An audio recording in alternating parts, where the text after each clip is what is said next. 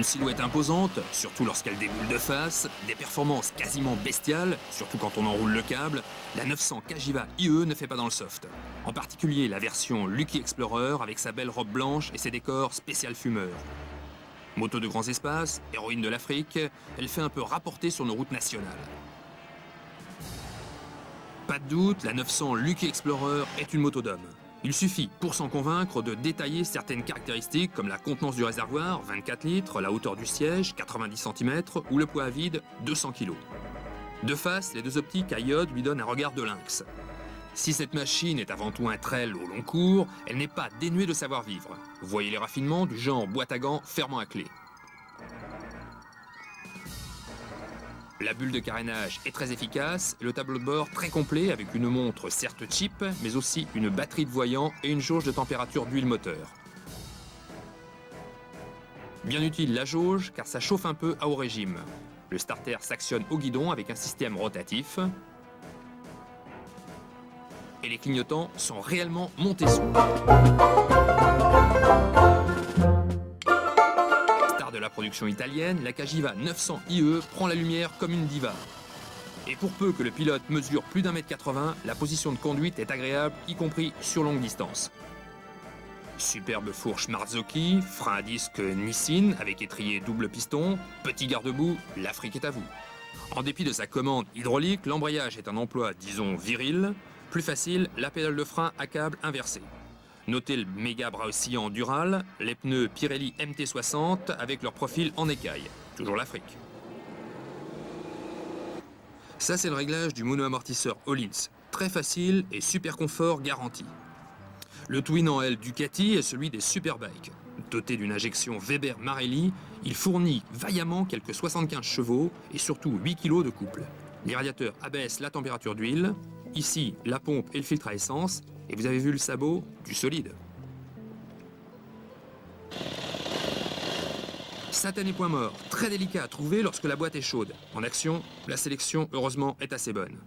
En fait, le sélecteur n'est pas d'un gros secours tant la souplesse, l'élasticité et le couple de cette mécanique sont abondants.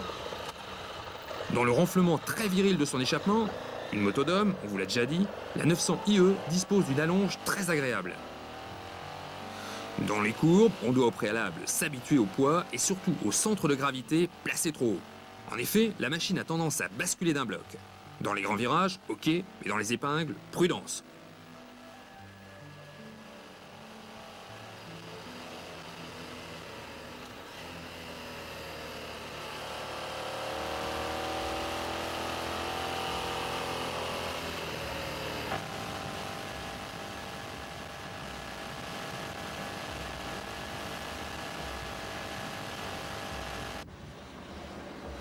Impressionné par les performances du bestiau dans les raids africains, on a bien sûr quitté le bitume pour les chemins creux. Dans cet emploi, le moteur reste égal à lui-même, c'est-à-dire docile et puissant. Même impression favorable pour les suspensions et le freinage. Mais les pneus adhèrent comme des savonnettes et le poids frisant les 230 kg avec les pleins exige un sacré physique.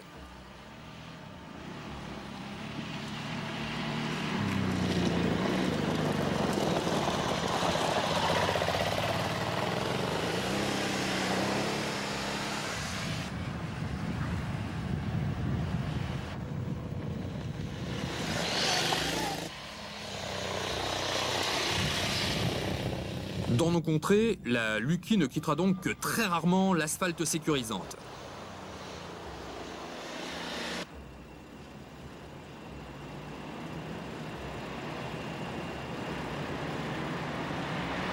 En ville, elle est également pénalisée par ses dimensions et ses kilos.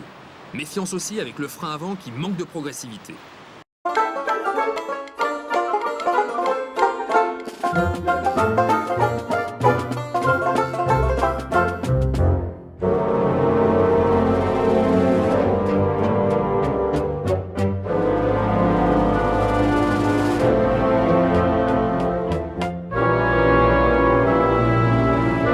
En usage urbain, le pilote appréciera quand même la facilité d'emploi, la souplesse, y compris lorsque l'on évolue au pas.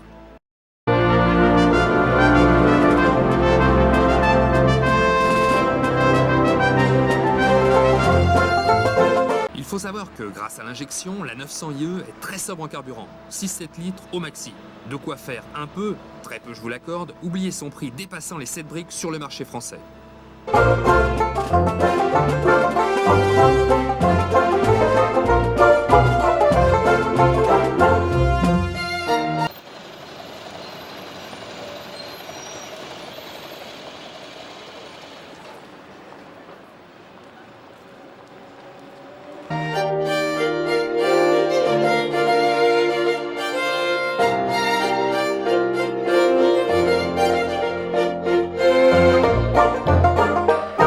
En fait, cette Lucky Explorer est un véritable investissement. Mieux qu'un compte épargne pour le rendement sur la courbe d'accélération lorsque les feux de l'économie passent au vert.